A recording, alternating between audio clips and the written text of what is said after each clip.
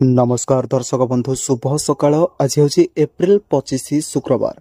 मुझे आपण पाखक ओडिशा तथा देश विदेश किसी बछा बछा गुरुत्वपूर्ण खबर नहीं आसी जो खबर गुड़िक आपने जानवा निहाती जरूरी। तेणुक भिडियोटी को शेष पर्यंत देखु। चैनल को नुआ कर दयाकोरी चैनल को एवं सब्सक्राइब कर पाखर आसुवा बेल आइकन कॉल रे सेट कर दिंतु।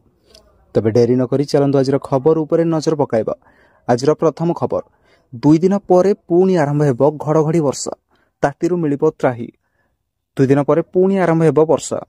आज काली सकाळ पर्यंत राज्यर किछि स्थान रे अल्प वर्षार संभावना रही। मयूरभंज, बालेश्वर, रायगड़ा, कोरापुट, गजपति एवं गंजाम जिलार हालुका धरण वर्षा हो पारे। सेहपरि काली केवल कोरापुट, रायगड़ा एवं गजपति एही 3टी जिले में हालुका धरण वर्षा हेबा नै पूर्वानुमान करिछि आंचलिक पाणीपाग विभाग। एहा परे 27 तारिख रे मध्य वर्षा रहिबो। 27 तारिख रे 23टी जिले में घड़घड़ी सह वर्षा हेबो। एही 23टी जिला को येलो अलर्ट जारी करा जायछि।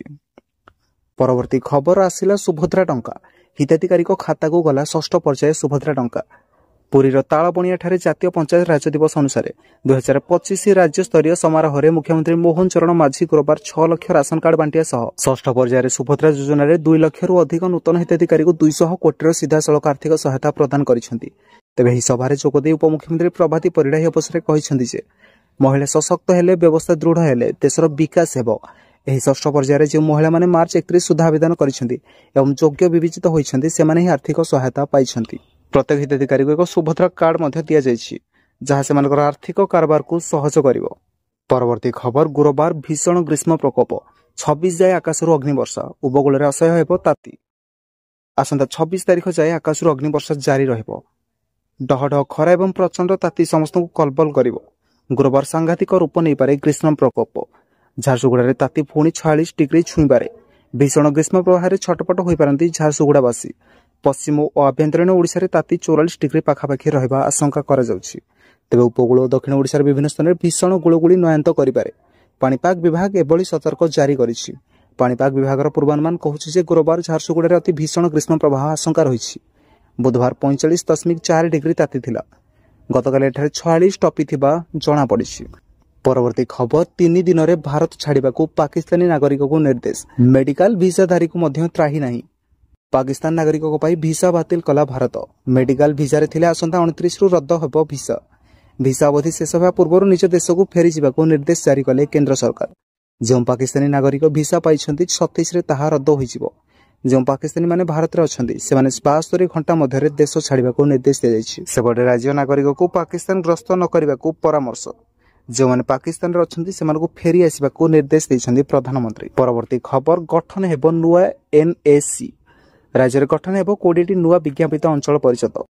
प्रक्रिया त्वरान्वित पई जिल्लारू आसिला रिपोर्ट। राज्य में गठन हेबो 20 नुआ विज्ञापित अंचल परिषद। एनएसी गठन प्रक्रिया त्वरान्वित करिया पई जिला को रिपोर्ट मिलिया परे ही तर्जमा पई पंचायत राज विभाग को पठा जायछि गृह और नगर उन्नयन विभाग। मुख्यमंत्री को अनुमोदन मिलला परे गठन हेबो नुआ एनएसी। एही सूचना दैछन्ती नगर उन्नयन मंत्री डॉक्टर कृष्णचंद्र महापात्र। तांको कहवा अनुसार पूर्व नुआ एनएसी गठन पई निर्धारित फॉर्म पूरण करी पठायकू जिलापाल को रिपोर्ट मागिथिला गृह और नगर उन्नयन विभाग। वर्तमान सुधा 20 एनएसी पई रिपोर्ट पहुंची। राज्य में 17% सहरांचल रही। यहाकू 30% को वृद्धि करने पई योजना करिसेंती सरकार। से अनुसार नुआ एनएसी म्युनिसिपालिटी गठन पई सरकार प्रक्रिया आरंभ करिसेंती बोली गृह और नगर उन्नयन मंत्री श्री महापात्र कहिसेंती। आज शेष खबर, पहलगाम आतंकवादी आक्रमण में संपृक्त 5 आतंकवादी को सूचना देले मिलिबो 20 लाख। जम्मू काश्मीर पहलगाम आतंकवादी आक्रमण में संपृक्त 5 आतंकवादी को चिन्हट करा जायछि। तेबे यह आक्रमण में 3 जन पाकिस्तानी नागरिक एवं 2 जम्मू काश्मीर बासिंदा थिबा जणा पड़िछि। तेबे गत 2 दशंधि मध्य ही अंचल में होइथिबा सबुठारु बड़ आतंकवादी आक्रमण में दोषी को धरिया पई कर्तृपक्ष सेमानक प्रयास को जोरदार करिसेंती। एही समय जम्मू काश्मीर पुलिस एक बड़ घोषणा करिछि। अनंतनाग पुलिस बुधवार ही आक्रमण में संपृक्त आतंकवादी विषय सूचना पाई 20 लाख टंकार पुरस्कार घोषणा करिछि। अनंतनाग पुलिस एक्स रे पोस्ट करी लिखिछि जे एही कापुरुष कार्य में सामिल आतंकवादी सूचना देले उक्त व्यक्ति को 20 लाख टंकार पुरस्कार दियाजिवो। पुलिस यह मध्य कहिछि जे सूचनादाता परिचय गुप्त रखाजिवो।